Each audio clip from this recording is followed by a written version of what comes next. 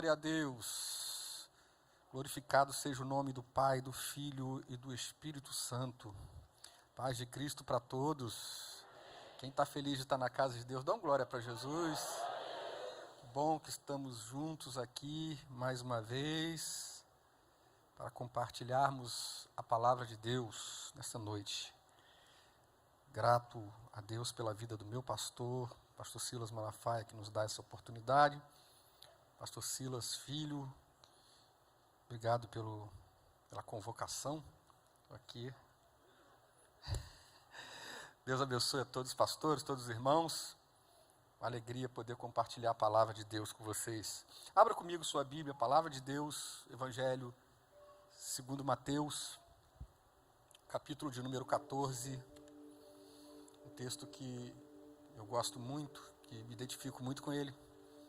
Mateus capítulo 14, a partir do verso de número 21. Mateus capítulo 14, a partir do verso de número 21. Se você está com a sua Bíblia, se ela já está aberta, se você já encontrou esse texto, eu queria que você se manifestasse dando um glória a Deus. Deus abençoe pastor Everton, alegria tê-lo aqui mais uma vez, todos os nossos irmãos lá de Alagoinhas, na Bahia. O texto bíblico nos diz assim, versículo 22, a seguir. Logo ordenou Jesus aos seus discípulos que entrassem no barco e fossem adiante para outra banda, enquanto despedia a multidão. Despedida a multidão, subiu ao monte para orar à parte. E chegada já à tarde, estava ali só. E o barco já estava no meio do mar, açoitado pelas ondas, porque o vento era contrário.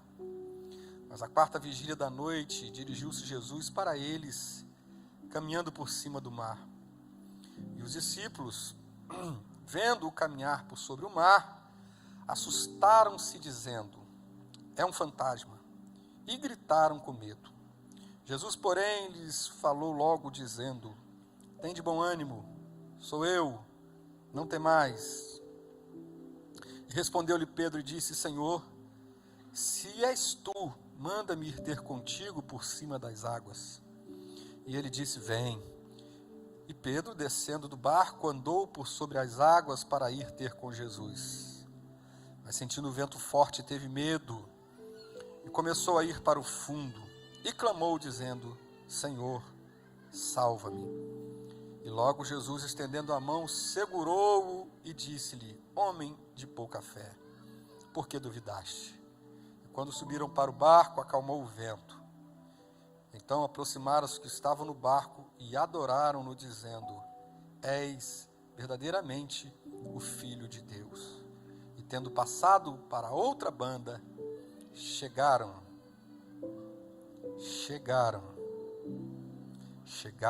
à terra de Genezaré. Pode dar mais um glória a Deus aí, querido? Meus amados,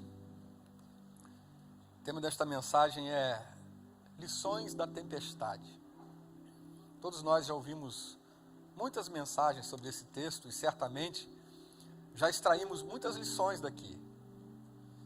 Talvez, ao se deparar com a mensagem que eu vou trazer e as lições que eu quero expor para você hoje, talvez você identifique outras lições. Eu também já identifiquei outras, porque eu já preguei outras mensagens nesse texto. Mas eu queria que você observasse comigo esse texto. Mas antes de eu entrar aqui nesse texto propriamente e trazer algumas aplicações, importante a gente situar aqui o contexto do capítulo 14 de Mateus. Ele é um capítulo muito rico, muito poderoso, porque ele trata de 4 episódios, senhores pastores, 4 episódios importantes que a gente vai destacar no capítulo 14 de Mateus. O primeiro episódio importante que a gente encontra nesse capítulo está logo nos primeiros versículos, que é a morte de João Batista. João Batista aquele que Jesus mesmo declarou que ele era o maior de todos os profetas nascido de mulher, porque ele foi, eu já ouvi tanta coisa, outro dia eu vi um cara fazer uma elucubração toda para explicar por que João Batista era o maior, mas é muito simples. João Batista foi o último dos profetas antes da manifestação do Messias. João Batista foi aquele que viu o Cordeiro e disse: eis aí o Cordeiro de Deus que tira o pecado do mundo. Os outros profetas que vieram antes falaram pela fé, falaram por uma revelação sobre aquele que haveria de vir num tempo de Deus. Mas João Batista não. João Batista, ele conviveu com o Messias, ele viu o Messias, ele foi revelado sobre o Messias, ele foi contemporâneo de Jesus, viveu nos mesmos dias que Jesus. João Batista então é decapitado, você vai encontrar isso nos primeiros versículos. Isso trouxe um grande abalo para a comunidade da fé naqueles dias. Jesus, imagina quanto ele ficou abalado como um homem, porque João Batista, além de ser o maior de todos os profetas, também era primo de Jesus. Vamos lembrar desse fato. E logo em seguida, então, nós vemos a primeira multiplicação dos pães e dos peixes, a partir do versículo 13, você vai encontrar até o 21, primeira multiplicação de pães e peixes, 5.000 homens, fora mulheres e crianças, que se alimentaram de 5 pães e 2 peixes. Em seguida, você então vê esse episódio onde Jesus anda por cima do mar, a partir do versículo 22 até o 33, mas após essa travessia do lago de Genezaré, o mar da Galileia, o mar de Tiberíades, conforme você preferir, que é o mesmo lugar, Jesus então atravessa para uma outra banda, para uma das margens, e ele chega então a Genezaré. E aí começa uma quarta fase desse texto do capítulo 14, que é quando Jesus então chega em Genezaré e opera milagres de maneira poderosa, Ele cura os enfermos, diz que todos que eram levados a ele eram curados, as pessoas tocavam nas suas vestes, não foi só aquela mulher do fluxo de sangue que tocou Jesus, é bom que se diga isso, muitas outras pessoas ao tocar nas vestes de Jesus eram curadas, e esse texto, ele relata isso, ele fala isso, e o nome do Senhor foi glorificado de uma maneira especial. Então, estou dando aqui um apanhado do que é o capítulo 14 para você, mas eu quero me ater com você a esse episódio tão emblemático, tão especial, tão significativo, tão forte, que é esse episódio quando Jesus acalma a tempestade. E a gente vai ver uma situação adversa, contrária, que a gente pode identificar como uma tribulação, porque todas as vezes a maioria das vezes que a gente vê mar revoltado na Bíblia, isso remete à tribulação, isso remete à luta, isso remete a problema.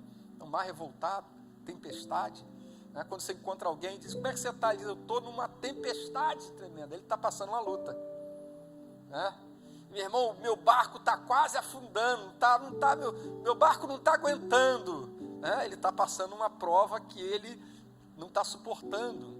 Tudo isso porque esse texto remete a essa ideia de algo que foge do nosso controle, que nos apavora, que nos intimida, que nos faz ver coisas onde não tem, enfim,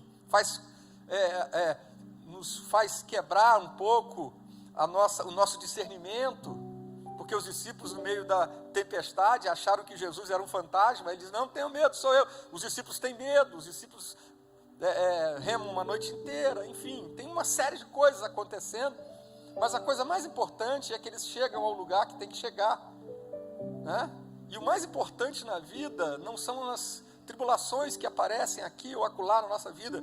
O que é mais importante na nossa vida é que nós temos um propósito nessa existência. Você passou por uma pandemia, você enfrentou crises, passou adversidades, perdeu amigos, perdeu parentes, mas você não foi, você está aqui. Se você suportou as tempestades, é porque Deus tem um propósito para a tua vida ainda. Há algo a se construir, há algo a se fazer. E tenha certeza que Deus quer glorificar o nome dEle na sua vida. Você concorda e crê nisso? Diga amém. Então, quando a gente olha esse texto, a gente vai observar algumas lições importantes. E a primeira delas, a primeira que eu quero destacar aqui, é que no tempo da tempestade, quando a gente enfrenta a tempestade, é necessário muitas vezes estarmos sós. Estar só faz parte da nossa existência, faz parte da nossa vida. Quando você olha esse texto, você vê os discípulos sendo despedidos por Jesus. Jesus despediu os discípulos. Jesus disse: olha, eu quero que vocês se adiantem, que vocês vão, peguem o barco, atravessem o lago e vão a Genezaré, porque eu tenho um encontro com vocês, a gente tem algo a realizar em Genezaré. Os discípulos entram no barco, saem, e o que Jesus faz? Jesus vai para um lugar à parte, Jesus vai para um lugar reservado, e ele vai estar só com Deus, só com o Pai. É bom que se diga que Jesus já tinha tentado ficar só um pouco antes. Por consequência da morte de Jesus, ele tenta se afastar um pouco antes, mas ele não consegue, porque a multidão vai, e ele se compadece da compaixão, da multidão, e acaba curando os enfermos, multiplica os pães e peixes. Ele não consegue no primeiro momento ficar só, e ele tenta de novo, porque tem hora na vida que a gente precisa estar só. Tem hora na vida que a gente não quer ver ninguém. Tem hora na vida que a gente não precisa ver ninguém. Até porque se chegar alguém na sua vida, vai falar bobagem para você, vai te dar conselho errado, vai te julgar, como os amigos de Jó. Então tem hora na vida da gente que é necessário estar só. Jesus despediu os discípulos. Ele, porém, esteve só. E o estar só aqui, ele tem várias conotações. Há uma importância da gente compreender esse estar só, porque estar só aqui fala de você, primeiro, controlar a sua rotina. Às vezes a gente precisa estar só, porque a gente precisa controlar a nossa rotina, porque muitas vezes nós somos escravos da nossa rotina, somos reféns da nossa rotina, somos reféns do nosso trabalho, somos reféns do nosso ativismo, das nossas responsabilidades, e nós vivemos o tempo inteiro para atender a demanda dos outros. Nós não cuidamos da nossa vida, nós não cuidamos da nossa saúde, nós não cuidamos muitas vezes da nossa casa, nós não cuidamos às vezes de coisas que são caras e importantes para nós, e quando você vai ver, a sua saúde emocional está destruída, a sua saúde física está destruída, quando você vai ver, o seu tempo de vida já passou, oportunidades já se foram, você se desgastou, e você esteve a vida inteira atendendo a demanda dos outros. Jesus, mesmo sendo Deus, ele tinha uma urgência naquilo que ele tinha que fazer, e aí você percebe que Jesus está vivendo um momento de luto, mas as demandas do seu ministério, a rotina tão intensa do seu ministério, estava o afastando de algo que ele precisava naquele momento como homem, como um ser emocional, como um ser psicológico, como um homem de carne e osso. Jesus tinha uma demanda de estar só, mas ele estava envolvido pela sua rotina, e aí ele rompe com isso, ele manda os discípulos na frente, ele quebra a sua rotina e vai para um lugar só. E eu aprendo isso aqui, e que você dê valor a isso, a importância de você quebrar a sua rotina e estar só. Às vezes é necessário você ir para um lugar deserto, é necessário você ir para uma casa de praia, é necessário você ir para uma montanha, é necessário você se retirar num monte para orar, é necessário você ir para um lugar mais sossegado, tirar férias, descansar, dormir até mais tarde, porque você não é uma máquina. Você pode dizer isso para alguém perto de você, diga: você não é uma máquina, você é um ser humano, você é um ser humano, você é uma pessoa que tem demandas da sua vida, que você precisa cuidar, porque a hora que você estiver entrevado numa cama, as pessoas vão dizer: ah, tadinho dele. Ou então quando você morrer tão novo, precocemente, alguém dizer: é tão novo, né? porque você foi um escravo da sua rotina. Jesus quebra isso. Ei, quem sabe você veio aqui e Deus está falando para você, você precisa quebrar a tua rotina, precisa passar mais tempo com a sua esposa, você precisa passar mais tempo com seus filhos, você precisa se assentar à mesa para fazer uma refeição com a sua família. Quanto tempo você não se assenta à mesa para fazer uma refeição com a sua família? Quanto tempo você não tira um dia para passear com seus filhos? E você acha que você é o cara, porque você é o crente, você é o santo, o vaso, o profeta, o pastor, o líder. E se você não tiver, não vai acontecer nada. Se você tiver, a igreja vai ficar fechada. Coitado de você. Até Jesus entendeu que precisava dar um tempo. Até Jesus entendeu que ele precisava se afastar, que ele precisava quebrar a rotina. Então Deus te trouxe aqui nessa noite para dizer para você, meu filho, descansa. Ei, querido, viaja, tira férias, durma o tempo que você precisa dormir. Porque um sono de qualidade gera qualidade de vida. O cara vive mal-humorado, vive aborrecido. Mas por quê? Não dorme direito. Jesus se afastou um pouco, quebrou a rotina. Segunda coisa que eu aprendo aqui sobre o estar só, é que o estar só fala de um tempo que você precisa ter com Deus. Ei, todo mundo precisa ter um tempo a sós com Deus. Eu não sou muito favorável a esse tempo, essa coisa das pessoas estipularem quanto tempo a pessoa tem que orar, ou quanto tempo a pessoa tem que ter isso, ter aquilo, essas regrinhas, sabe? O que eu acho, o que eu entendo, é que todo mundo tem que ter o seu tempo do a sós com Deus, a tua maneira, o teu jeito de falar com Deus, o teu jeito de se relacionar com Deus, o teu jeito de ter o teu particular com Deus. Todo mundo precisa ter o seu particular com Deus.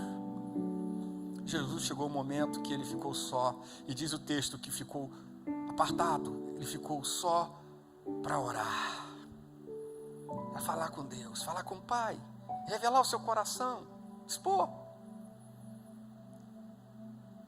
Jacó, depois de 20 anos de conquistas, trabalhou, conquistou, cresceu, prosperou, gerou filhos, foi enganado, perseguido. Agora ele tem que voltar para a sua terra. Ele deixou uma questão lá atrás com o irmão, e ele não sabia como seria a reação do irmão. A última imagem que ele tem na sua mente é de um irmão raivoso, que o jurou de morte, e disse: meu pai vai morrer, vai passar os dias do luto do meu pai, e eu vou passar o cerol nele. É isso que ele tem na mente, e ele está preocupado com medo. Diz a Bíblia que ele chega ao val do Jaboque, ele passa tudo o que ele possuía, suas mulheres, seus filhos, os servos, gado, riquezas, tudo que ele passa. E diz o texto: e Jacó, porém, ficou só, e lutou com ele um varão até que a alva subia. E vendo que não prevalecia, né? Aquela história que você conhece, o anjo disse: deixa eu subir, porque o dia já está clareando. Ele disse: não te solto enquanto você não me abençoar. Ele perguntou: qual é o teu nome? Ele disse: meu nome é Jacó. Muitas vezes eu preguei dizendo que o nome Jacó significa enganador, mas Jacó significa aquele que agarra pelo calcanhar.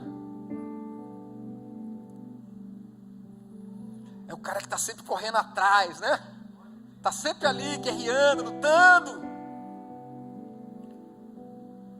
E Jacó teve aquele momento, e ele então falou: a partir de hoje o teu nome não será mais Jacó, mas será Israel, aquele que luta com Deus e com os homens e prevalece. E o abençoou ali. Ele saiu do val do Jaboque mancando, mas saiu abençoado, porque ele teve um encontro no a sós com Deus, o a sós que nos abençoa, que muda a nossa vida, que muda a nossa história. Eu aprendo com Jacó que tem um momento na vida da gente que você não pode levar pai, não pode levar mãe, não pode levar irmão, não tem como compartilhar, não tem como falar com ninguém. É você e Deus e mais ninguém, e isso basta. Mateus capítulo 26 tem algo muito interessante sobre Jesus. Jesus está vivendo a noite da sua agonia. Tem aquele banquete, a ceia que vocês conhecem, tem todas as revelações daquela noite, e diz a Bíblia que ele vai para o horto, ele vai para o Getsêmani, e quando chega no Getsêmani, ele leva Pedro, Tiago e João, 3 chegados, e ele diz, vamos orar, e diz as escrituras que ele deixa os discípulos num determinado lugar e se distancia a uma distância de um tiro de arco, mais ou menos 90 metros, para orar à parte, para falar com o Pai. Vocês conhecem bem o teor da conversa de Jesus com o Pai. Pai, se for possível, passe de mim esse cálice. Porque Jesus ia assumir o pecado da humanidade, sendo inocente. Ele seria traído por um beijo alguns minutos depois. Seria preso, humilhado, maltratado, envergonhado e colocado numa cruz para morrer por mim e por você, levando o peso da culpa da humanidade. Ele diz, Pai, se possível, passa de mim esse cálice, mas contudo que seja feita a sua vontade. Você sabe que Jesus faz isso por 3 vezes. Mas tem um detalhe nas escrituras que eu acho muito bonito. Aí eu me lembro do meu amigo Ronald Gustavo, que tem um detalhe que só um dos autores fala. Só Lucas vai falar. Lucas no capítulo 22, versículo 43. Diz a palavra que ele estava só. Os discípulos dormiram. Os discípulos não puderam acompanhar, porque aquela luta não era de Pedro, não era de Tiago e João. Quando a luta não é tua, irmão, você dorme, você descansa, você não entra dentro dela, porque ela não é tua. Você chega para o irmão, vai lá, fala, irmão, tranquilo, está tudo bem? Você pergunta por retórica, você não quer nem saber se está tudo bem mesmo, porque se o irmão começar a contar, você vai entrar em agonia. Então você não quer nem saber, está tudo bem? Tchau. A luta não é tua, irmão. Então, quando a luta não é tua, você dorme, você descansa, fica tranquilo. Mas quem está no BO, irmão, o cara que está no BO, ele está chorando, ele está suando sangue, porque a luta é dele. E o a sós é dele com Deus. Para de querer carregar gente para dentro da tua luta, quando a luta é tua. A luta é tua, irmão. Para de querer colocar fardo em quem não tem que carregar o teu fardo, sabe? E aí, o que eu acho lindo nesse texto de Lucas, que só Lucas fala, é que diz que veio um anjo do céu e consolava a Jesus. O que eu quero dizer com isso para você? Tem aquele momento da oração que é só teu, aquela guerra que é só tua, aquele negócio que ninguém te ajuda, ninguém vai nem compreender a tua guerra. Você vai orar, vai suar, vai chorar, vai clamar, vai gemer. Mas uma coisa eu tenho para dizer para você: no teu a sós com Deus, Deus sempre manda um anjo do céu para te consolar. Se você crê nessa palavra, se manifesta aí, irmão. Você pode estar sozinho de tudo, de pai, de mãe, de amigo, de pastor, de igreja, mas Deus está lá na tua guerra, Deus está lá na tua luta, Deus está lá na tua solidão, porque Deus é o nosso refúgio e fortaleza, socorro bem presente na hora da nossa tribulação. Oh glória! Você não está sozinho. Deus está contigo. Quando Deus te permite estar sozinho, é porque Ele quer tratar algo com você, que Ele só com você, é exclusivo. E às vezes Ele esconde as pessoas, tira de perto, para ninguém te ajudar, para ninguém se meter, para ninguém te atrapalhar, para Ele se manifestar na tua vida com glória, com poder, com unção. Segunda lição que eu aprendo aqui nesse texto, segunda lição da tempestade. Interessante, eu aprendo. O texto me informa que o vento era contrário. O vento era barco já estava no meio do mar, verso 24, açoitado pelas ondas, porque o vento era contrário. E existem dias na vida da gente, na nossa guerra, na nossa luta, que o vento é contrário. E quando o vento é contrário, o que eu preciso fazer? Aprenda isso aqui. Ou se você já sabe, pratique. Lembre-se, eu preciso me esforçar um pouco mais. Quando o vento é contrário, requer um pouco mais de esforço. Sabe, quando os discípulos, meu querido pastor Wesley Roque, quando os discípulos faziam esse trajeto normalmente, em tempos de bonança, existia um nível de esforço, um nível de empreendimento de energia, de esforço para chegar a Genezaré. Mas naquele dia havia uma força contrária, o vento era contrário e o barco açoitado. Então isso empreende um esforço maior, sabe? Mas a nossa realidade da vida nos diz que quando o vento é contrário, eu tenho que desistir. A natureza diz que contra esse vento você não pode. As circunstâncias dizem para você que contra essa força é impossível.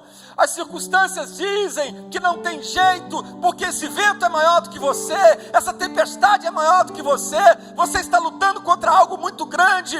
Mas sabe, querido, eu aprendo aqui que os discípulos remaram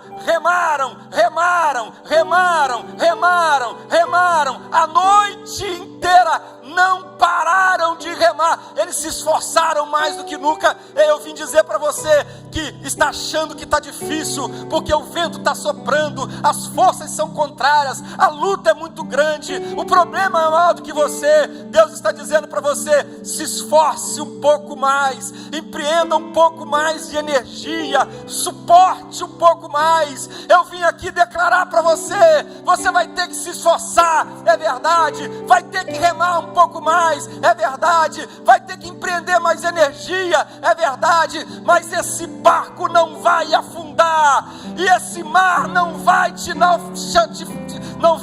consumir, esse barco não vai naufragar, o mar não vai te engolir, porque há uma palavra de Jesus sobre a tua vida, e o encontro não é no meio do mar, o encontro é do outro lado, e Deus manda dizer que você vai chegar lá, mas tem que remar, tem que insistir,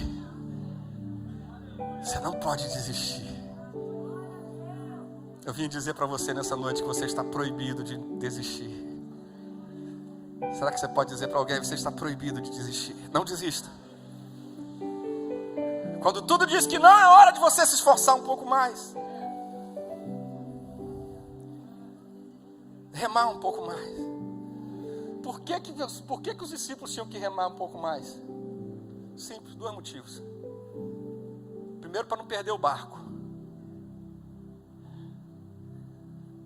O barco pode ser a sua família, irmão. O barco pode ser seu casamento. O barco pode ser a sua saúde. O barco pode ser o seu ministério. O barco pode ser suas finanças. O barco pode ser os seus recursos. O barco pode ser alguma coisa que Deus colocou na sua vida, um bem, uma condição, algo que Deus te deu e que você conquistou com muita dificuldade. Deus está dizendo: rema, porque senão tu perde.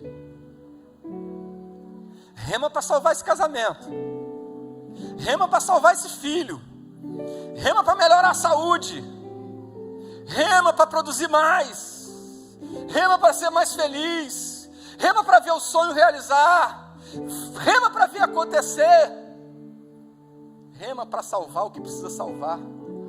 Tem gente que está vendo o barco afundar e não faz nada. Eu vou morrer. Rema primeiro para salvar alguma coisa. Mas segundo, você tem que remar para salvar a tua vida. Os discípulos remaram para salvar o barco? Sim, mas remaram também para salvar a vida. Porque se eles não remam, irmão, o barco virava de ponta cabeça e morria todo mundo naquele dia. Porque a tempestade tem horas que ela é muito forte, e se você não remar, o mar te mata. Rema para salvar a tua vida. Rema na oração, rema na fé, rema no jejum, rema no clamor, rema vindo para a igreja, rema trazendo teu filho para a escola dominical, rema vindo para a Santa Ceia, rema dizimando, rema ofertando, rema adorando, rema tendo comunhão. Você está entendendo? Quando você faz essas coisas, você está salvando a tua vida. Mas não desista. Terceira lição que eu aprendo aqui: quando o vento é contrário, quando eu estou vivendo uma situação onde o vento é contrário, eu preciso entender, lembrar que eu estou nessa situação por causa de Jesus, por causa da ordem de Jesus. Veja, quando você olha o verso 22, diz o seguinte: logo, o que está escrito aí na sua Bíblia? Ordenou Jesus a quem? Aos seus discípulos. O que Jesus ordenou para eles? Entrassem no barco e fossem para o outro lado, enquanto ele despedia a multidão. Os discípulos não decidiram ir para Genezaré. Os discípulos não escolheram entrar naquele barco naquele dia. Os discípulos estavam indo para Genezaré, entraram naquele barco, pegaram aquela rota, porque eles estavam debaixo de uma ordem de Jesus. E eu vou dizer uma coisa para você, muito importante. Muitas vezes na nossa vida, mesmo quando a gente está debaixo da ordem de Jesus, algumas coisas dão errado. A vida não é certinha, gente. A vida não é perfeita. Coisas fogem do nosso controle. Circunstâncias fogem. Sabe, a gente recebe promessa de Deus. A gente que é pentecostal, né? Deus fala um monte de coisa. Deus é muito estrategista, irmão. Deus trabalha no nosso psicológico de uma maneira muito maravilhosa. Ele faz umas promessas para você e você, vou fazer isso na sua vida, você vai subir, você vai descer, vou te levar para cá, vou te levar para lá, olha, a mala está na tua mão, olha aí esse avião, pássaro de aço, e você fica empolgado porque Deus fala, vou te usar, e a multidão, e é isso, e aquilo, e você, meu Deus, você fica um gigante. Só que ele não conta o resto, né?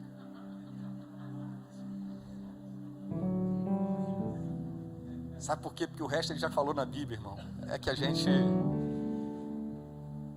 às vezes esquece, pastor Isaac, que tem traição, tem o Judas, tem os falsos amigos, tem as enfermidades, tem aqueles que viram as costas para você,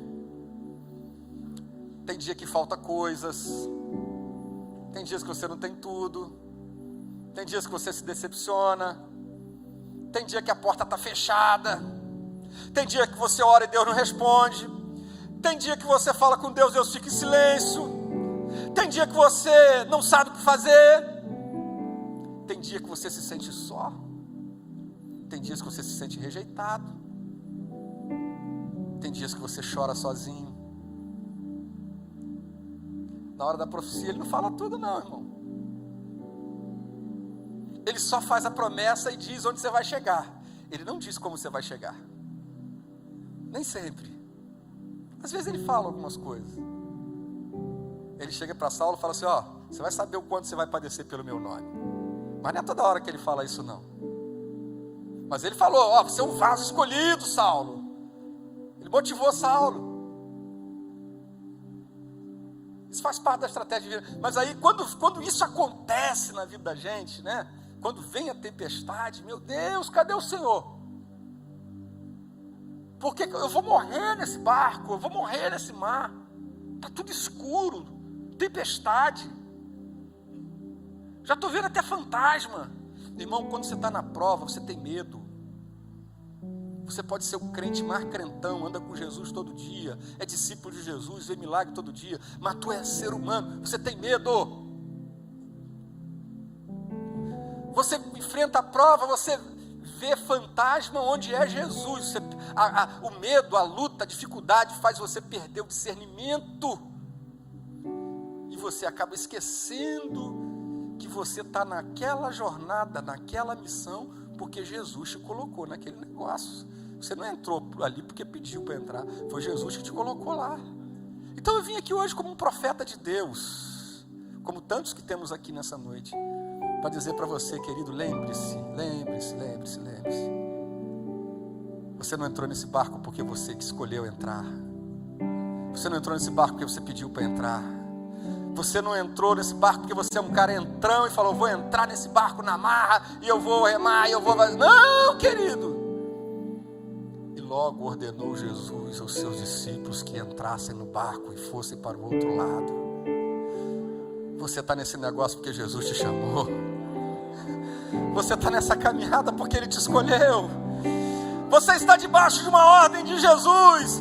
Então repreenda o medo nessa noite, repreenda os fantasmas que estão aparecendo para você e diga, ó tempestade, ó vento forte, ó mar agitado, eu estou aqui debaixo de uma ordem de Jesus e eu não vou morrer no meio do caminho, porque há um propósito para eu cumprir, há uma missão, há um lugar, há um destino, há algo que eu tenho que realizar e eu não vou morrer fora do tempo.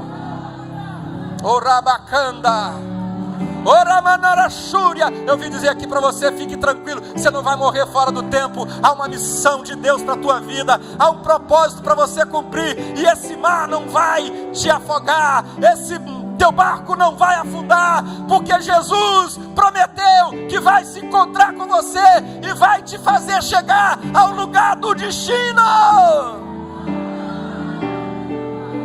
Ramachúria, Oramakanda, Rabácia, Nubekandará. Todas as vezes que vier aquela vontade de desistir, ou medo, ou sabe, aquela sensação de que você não vai conseguir concluir a tarefa, a missão, ou não está aguentando, você lembre, foi Ele que me chamou. Eu me lembro aquele dia, eu me lembro aquela hora, eu me lembro da voz dele dizendo, pode entrar no barco, pode ir que eu vou contigo, pode ir que no final eu vou chegar com você, no final vai dar tudo certo, nós vamos a Genezaré, eu tenho um destino para você. Ei querido, lembre-se, saia daqui hoje com essa lembrança viva na tua memória. O Espírito Santo te trouxe aqui hoje para lembrar você, você está debaixo de um chamado, de uma missão, de uma palavra de Jesus, e cale-se todos os homens e prevaleça a palavra de Deus na tua vida. Glória.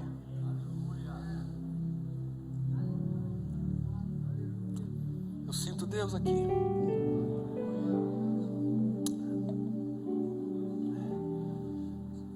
Quando eu olho para esse texto, eu lembro uma quarta lição.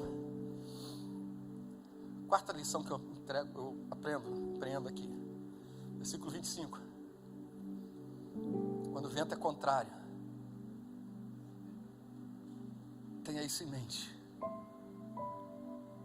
que Jesus não disse que hora que ia chegar, mas Ele falou que ia chegar. Por quê? Porque Jesus sempre chega no tempo e na hora dele. Jesus vai chegar na hora certa. Jesus vai chegar na hora dele, na hora certa.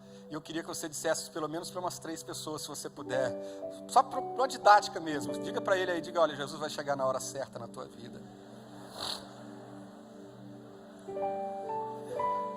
Às vezes a gente tem esse quê professoral, né, de achar que a gente sabe qual é o tempo. Eu sou maduro, eu sei qual é o tempo. Por que o Senhor não fez até hoje? Por que eu estou esperando? Por que fulano já está há tanto tempo fazendo isso, eu estou aqui e não acontece nada? Por que a minha bênção não chega? Por que a minha oportunidade não vem? Por que eu estou nesse lugar? Por que eu estou nessa situação? Jesus se esqueceu de mim? Jesus perdeu a hora? Jesus mudou de ideia? Ei, meu Deus não perde a hora. Meu Deus não chega atrasado, nem se esquece da promessa, e também não faz do meu jeito, também não é minha hora. Então, irmão, Descansa teu coração. Lança sobre Ele a tua ansiedade. Ele cuida de você. Mas vai ser no jeito dele, vai ser no tempo dele.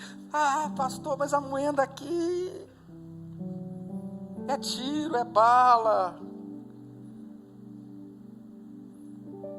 Não tem o que eu preciso, não tem tudo que eu preciso, não tem tudo que eu quero. Ah, se eu tivesse uma condição melhor, se eu tivesse isso, se eu tivesse aquilo. Ah, se eu tivesse...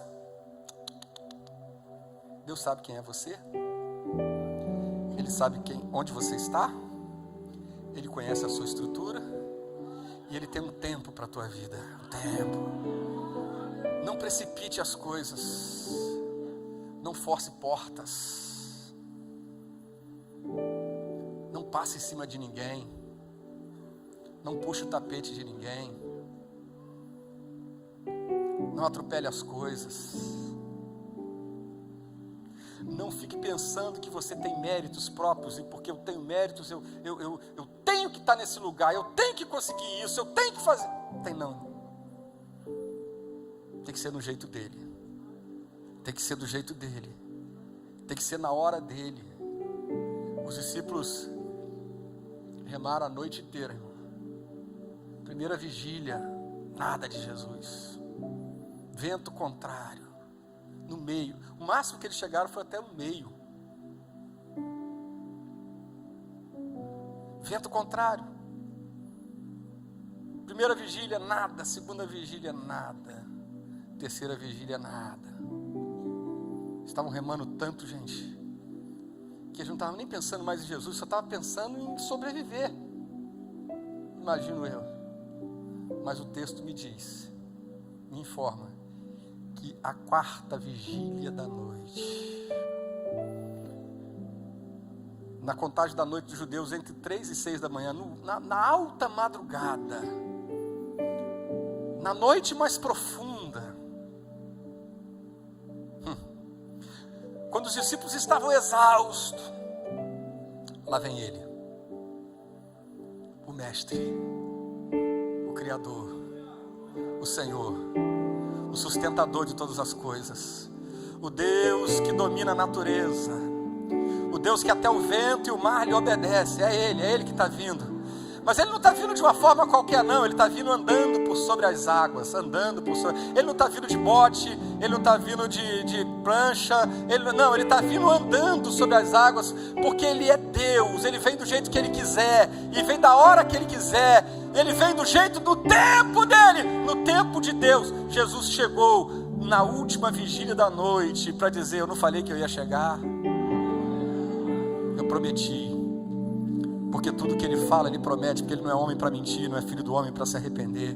Ele é Deus fiel.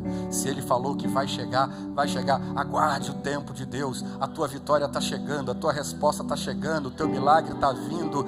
Jesus está vindo ao teu encontro para te socorrer, para te salvar, para te livrar, para te abençoar, para trazer a resposta para a tua vida. Quantos creem nisso nessa noite? Espere o tempo dEle.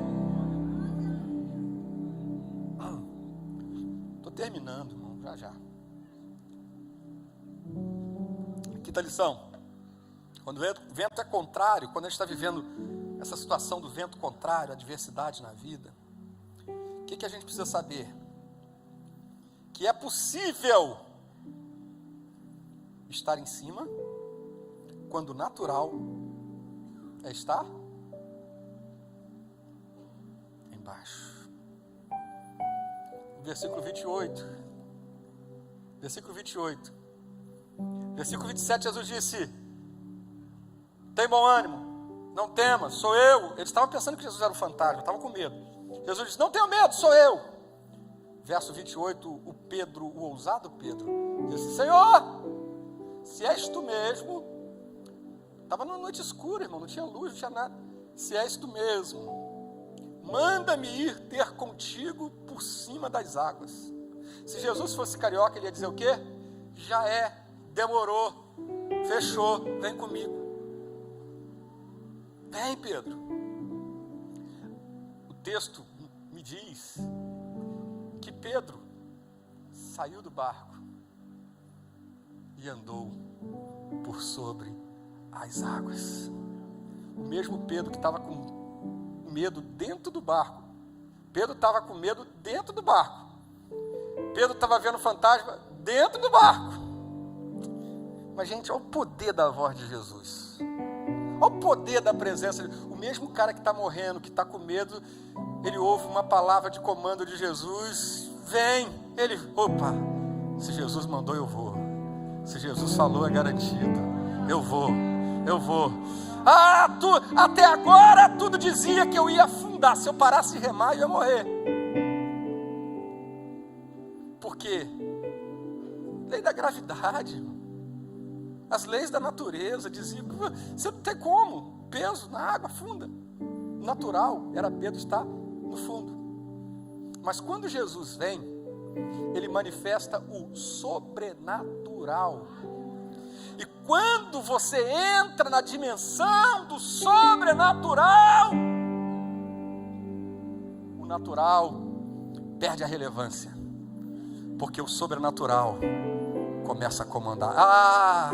Gente, eu vim dizer para você que você é crente, e o que manda na tua vida não é o natural, não é o diagnóstico do médico, não são as ciências humanas, não são as circunstâncias contrárias, não é a força do vento, não é a fragilidade do teu barco. O que manda na tua vida é o poder do sobrenatural, e o Deus do sobrenatural está aqui nesta noite, e você pode dizer no poder do sobrenatural: posso todas as coisas naquele que me fortalece. Era para eu estar afundando, era para eu estar morrendo, era para o mar me engolir, mas eu recebi uma ordem sobrenatural, e a ordem sobrenatural diz: caminha por sobre as águas. Se o sobrenatural falou que eu posso viver o sobrenatural, eu vou viver, eu vou caminhar, eu vou existir, eu vou prevalecer no sobrenatural. Eu vim perguntar quem é que vai sobreviver no sobrenatural, quem vai prevalecer no sobrenatural, quem vai ser comandado pelo sobrenatural. Se prepare, o sobrenatural de Deus vai se manifestar na sua vida.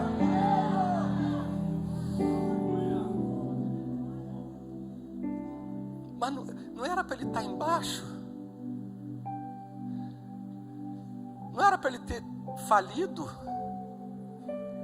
Não foi esse aí que ficou no CTI com Covid,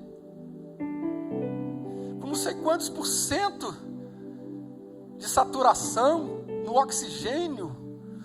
Não foi esse aí que os médicos já falaram que não tinha mais nada para fazer? É, ele mesmo. Mas o sobrenatural entrou lá. Não foi esse aí que sofreu um acidente? O médico já disse: não tem mais nada para fazer. O natural disse: não tem mais nada para fazer, já fiz tudo que eu podia para fazer. Aí o Deus do sobrenatural vem andando por sobre as águas e diz: agora deixa aqui comigo, você vai caminhar comigo. Eu estou te convidando nesta noite a caminhar no sobrenatural com o Deus Todo-Poderoso. Aleluia. Tem uma sexta lição para você. Quando o vento é contrário, e esse vento contrário te levar ao fracasso, porque a tendência do vento contrário é nos levar para o lugar do fracasso. Aprenda que com Jesus é possível recomeçar. Jesus falou: Pedro, vem andar. E Pedro conhece a maior experiência. É maior, irmão, é fácil falar de Pedro, fácil criticar Pedro. Tá vendo? Sentiu a força do vento, teve medo, afundou. Eu te pergunto: tu já andou sobre as águas? Pastor, uma vez eu peguei uma prancha de surf ali. Eu estou falando disso não, irmão. É surfar sem prancha. Pedro andou por sobre as águas. E deixa eu te falar, Jesus não tinha nem repreendido nem a força do vento, e nem tinha acalmado a tempestade. Pedro andou por sobre as águas revoltadas. Pedro andou sobre não era só andar. Se fosse andar sobre as águas, já estava, meu Deus.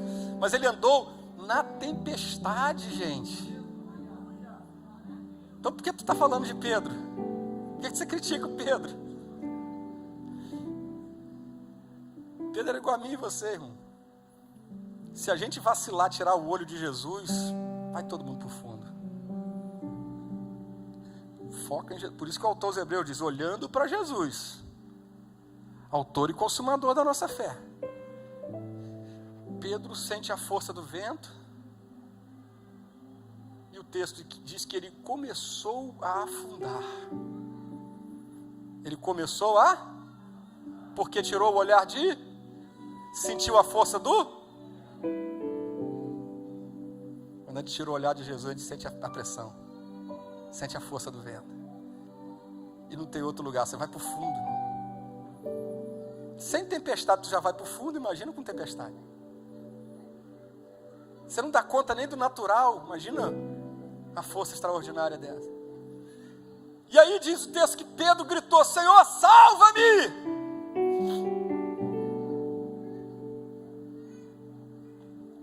Pedro usou o único recurso que ele tinha, clamar por Jesus. Tem hora na vida da gente que o único recurso que a gente tem é clamar por Jesus, e é isso que você tem que fazer, é isso que você vai fazer nessa noite, você vai clamar por Jesus, porque todas as vezes que a gente clama por Ele, Ele sempre chega, Ele sempre vem, Ele sempre resolve, Ele não nos julga, Ele não, Ele sempre está lá. Já pensou se fosse eu, você, né, irmão?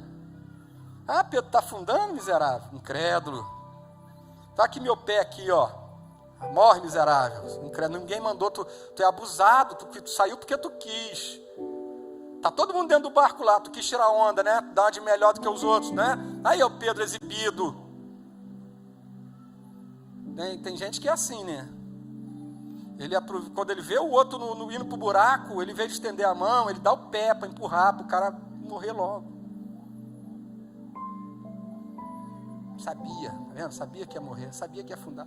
Isso era questão de tempo. Com esse temperamento dele, com esse jeito dele, Jesus disse, vem Pedro, está aqui minha mão. Não sei se na tua Bíblia está escrito isso, mas na minha está. E entraram ambos juntos para dentro do barco. Será que tem alguma coisa mais ou menos do que isso escrito? Sabe o que eu vi isso um dia, irmãos, eu fiquei maravilhado. Sabe por quê? Pedro, além de andar por sobre as águas, andou 2 vezes. Andou de novo. Pedro andou por sobre as águas 2 vezes. Ele andou, fracassou, pediu uma oportunidade, Jesus deu oportunidade, ele andou de novo e entrou com Jesus dentro do barco. Andou de novo sobre as águas, porque o Deus da segunda chance está aqui. O nosso Jesus é o Jesus que não nos deixa afundar, mas se você estender a mão, Ele diz, ei, caminha comigo, eu tenho uma chance nova, eu tenho uma oportunidade nova, eu posso fazer de novo na tua vida. Fracassou por causa do vento? Jesus está dizendo, Pedro, vamos recomeçar. Vamos fazer de novo. Não sei como é que você entrou aqui hoje, mas Jesus está dizendo para você, filho, vamos fazer de novo. Eu sei que você fracassou, mas você tentou.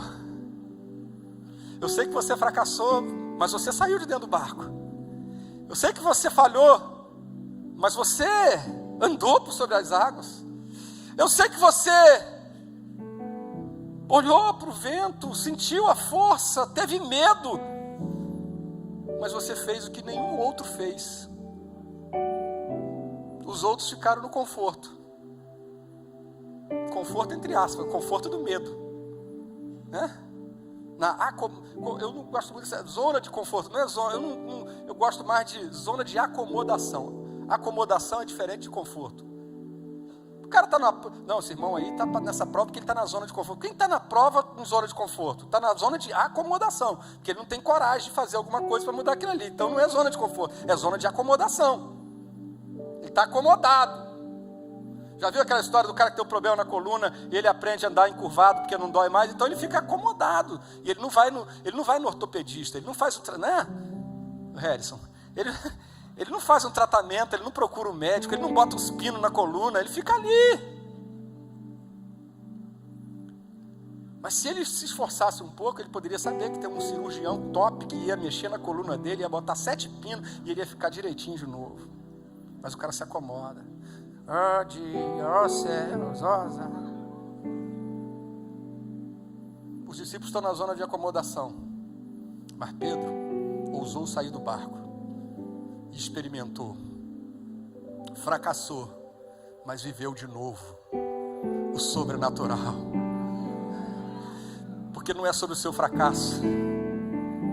Não é sobre o seu fracasso. Não é sobre o que deu errado. É sobre o Deus da misericórdia, o Deus da graça, que estende as suas mãos e diz para mim e para você: é possível recomeçar, é possível reconstruir, é possível fazer de novo, é possível fazer melhor, porque agora ele não está mais fazendo sozinho, ele está fazendo com Jesus. Entraram ambos juntos no barco. Posso ouvir um glória a Deus? Aqui eu termino.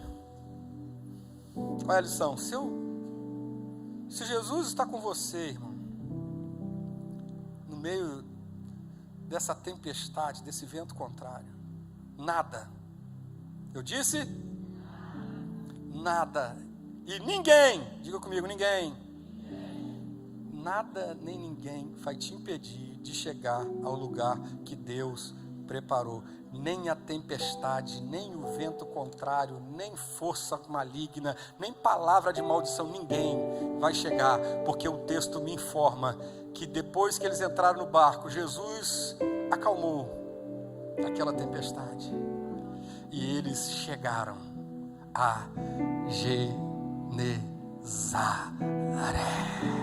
Chegaram ao lugar prometido, chegaram ao porto desejado, chegaram ao lugar do propósito. Eu vim aqui hoje para liberar essa palavra para você. Não se importe com o vento contrário, faz parte da trajetória.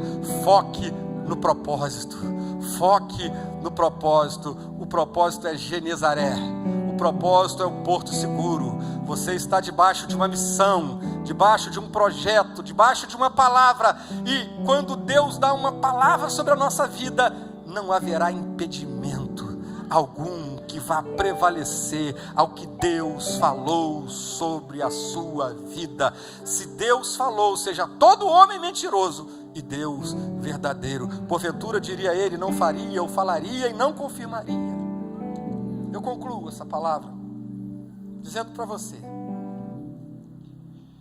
que quando a tempestade passar, porque ela vai passar, diga para o teu irmão, a tempestade vai passar.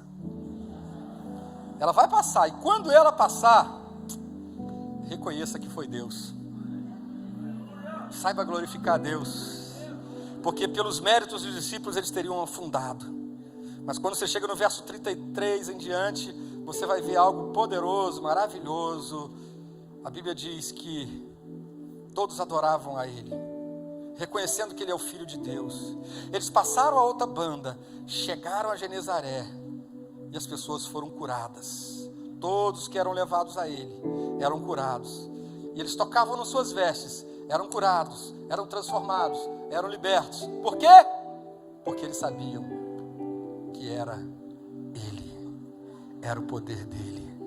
Vai nessa tua força, o Senhor é contigo e vai te fazer chegar ao teu lugar de destino. Mas aprenda a glorificar a Ele, dá os méritos a Cristo.